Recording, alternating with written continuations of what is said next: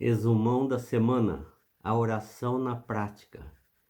Quanto mais orarmos da maneira correta, mais perto de Deus estaremos. Salmo 62:8. Confie nele em todo o tempo. Derrame diante dele o seu coração, porque ele é o nosso refúgio. Então, confiar nele todo o tempo e derrame diante dele o seu coração simplesmente é o que Paulo falou: orar sem cessar, sempre estar em contato com Deus. Você ora diariamente ou só nas dificuldades? Com quanto fervor? Você limita seus pedidos só a pedidos? Há algum louvor, algum reconhecimento de que Deus é mais e que você é menos e precisa dele? Você faz orações só na refeição, ao longo do dia, de manhã, depois esquece tudo, nunca mais fala com ele? Se desejamos crescer e florescer, precisamos tirar a seiva da videira verdadeira. Elias é um exemplo, de que pode ser fiel em meio à crise, até a crise de depressão. Deus não o repreendeu, entendeu sua humanidade limitada, curou e deu mais trabalho a ele e o levou para si aos céus. Então, Deus não tem preconceito das dificuldades, das limitações humanas, ele entende. E o curou com o quê? Com alimento, com descanso, com palavras positivas, com mais trabalho para que ele se recuperasse seu moral e levou para si, sem nenhuma repreensão. Então, mesmo ele numa situação de sucesso que ele teve no Monte Carmelo, no mesmo dia ele teve fracasso. Muito difícil conciliar sucessos. É muito perigoso, porque vem a prepotência e orgulho nosso. Quando parece que Deus não responde às nossas orações, talvez faz anos que você tenha orado por alguma coisa e Deus não entendeu, Deus não respondeu, então você não sabe se Deus vai responder, se respondeu. Ora, Deus sempre responde. Talvez a gente não entende, ou temos que orar a Deus e pedir: Senhor, me ajude a entender a sua resposta. Ana é um exemplo de mulher que orou por anos e mesmo diante da incredulidade da liderança deles ali, de todo mundo, ela continuou orando à espera de a bênção de Deus, que era engravidar e ter seu filho. E ela então foi vitoriosa. Então, o Salmo 62:8, confia nele em todo o tempo. Qualquer situação que tenha, se você acha que ele atendeu, não atendeu, Deus sempre atende. Às vezes ele vai dizer: não, mais tarde eu atendo essa oração. Nós temos que ter essa sensibilidade, Essa sensibilidade é longe do barulho do mundo, É num lugar tranquilo, a mente fora dos problemas, e pedir a Deus que realmente dê a sua interpretação sobre a resposta que você está procurando.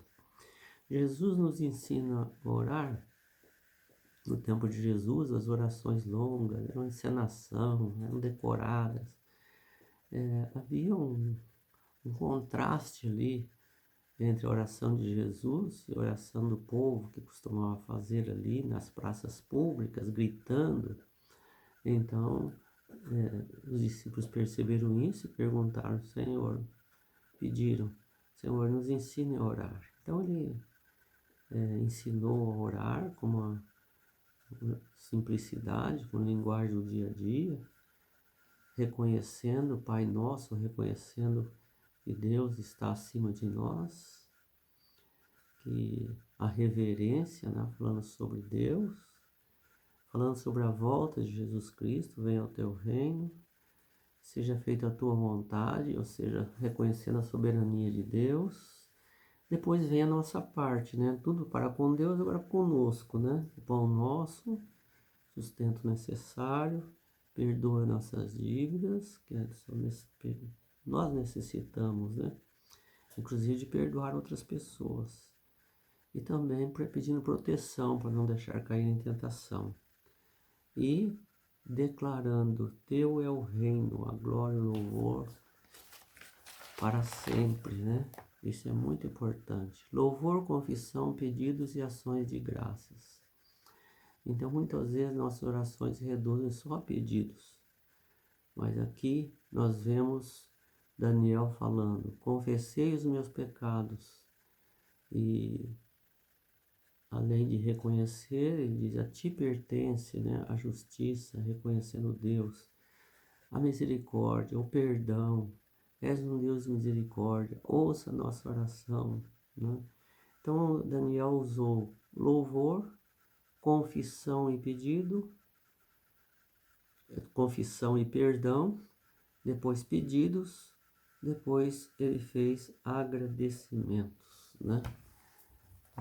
Na quinta-feira nós vemos perguntas sobre oração. Por que orar se Deus sabe tudo, né? E faz bem para nós mesmos. Interrompe a correria cotidiana. Não é que Deus não sabe, se eu não falar ele não sabe. Não, ele sabe tudo. Mas isso faz bem para nós, né? E Deus gosta de ouvir que nós o reconhecemos como aquele que tem a solução para os nossos problemas. Os caminhos se abrem para a atuação do Espírito Santo. E se tudo for bem, veja que se nós percebêssemos o quanto carecemos de Deus, nós buscaríamos mais e mais. Não há um momento que nós estamos bem, nós estamos sempre em perigo no papel do grande conflito. Qual o papel da fé na oração? Devemos pedir as coisas que Ele prometeu, fazer a vontade dEle, satisfeitas as condições, e acreditando, com fé, a promessa é certa. Então, devorar, principalmente em particular, né? Junto com o estudo da Bíblia. Devemos ouvir, né? Mais do que falar. Orar é mais do que falar com Deus. Permitir que Ele possa podar a nossa vida. Se nós vamos com prepotência, porque eu mereço, faço de acordo com o meu merecimento, isso está longe da vontade de Deus.